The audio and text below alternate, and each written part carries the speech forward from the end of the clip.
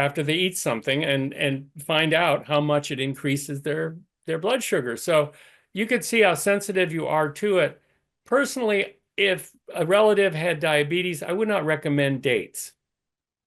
You know, there are many other sweeteners out there that are non-caloric.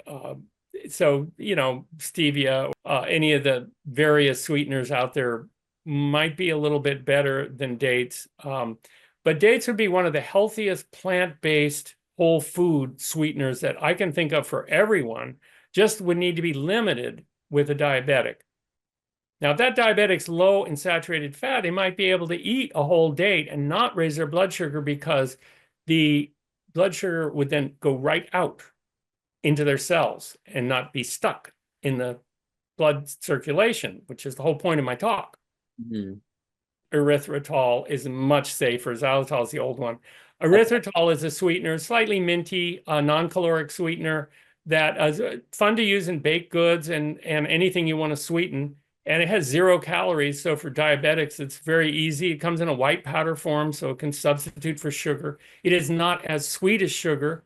It's maybe about half as sweet. So you have to use a little bit more if you want to get the sweetness up there. But you never raise your blood sugar with it. So for diabetics, it's a nice way to go. I like dates. If you're not diabetic, I think they're a great way to sweeten things. If you chop them up and put them, say, in oatmeal, it's wonderful. I have no problem with otherwise. And is erythritol I know you can get it on its own, but it's also commonly packaged in a 1-to-1 ratio with monk fruit.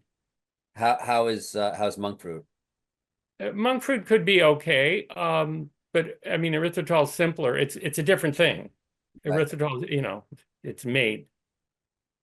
And then you mentioned there was I think the fat recommendation per day was 20 to 25%. Yes. T. Colin Campbell talks about if you're just getting fat from plants, what you would normally get is I think the number was between 8 and 12%.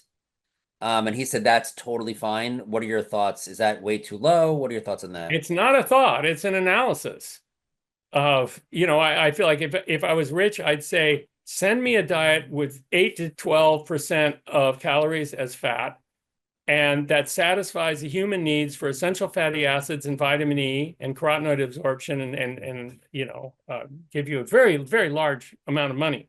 Can't be done. It simply can't be done. So yes, you can I eat want to 8 eat to more fat, so Yeah, okay. yeah, you want more fat anyway because you know, avocados and nuts and all those things are very satisfying. But what you really don't want to do is get the total fat so low that you cannot achieve the required nutrients for human beings. Okay, so when I did my analysis, where you need a minimum of 17% of calories as fat just to achieve the 2 essential fatty acids and the bare minimum of vitamin E, people are basically eating almost exclusively flax seeds and walnuts in order to get there. And that's not a realistic diet. You're going to need to eat a few other foods too. So 20 to 25% is the healthiest possible amount of total fats to get in the diet. And I know that there are many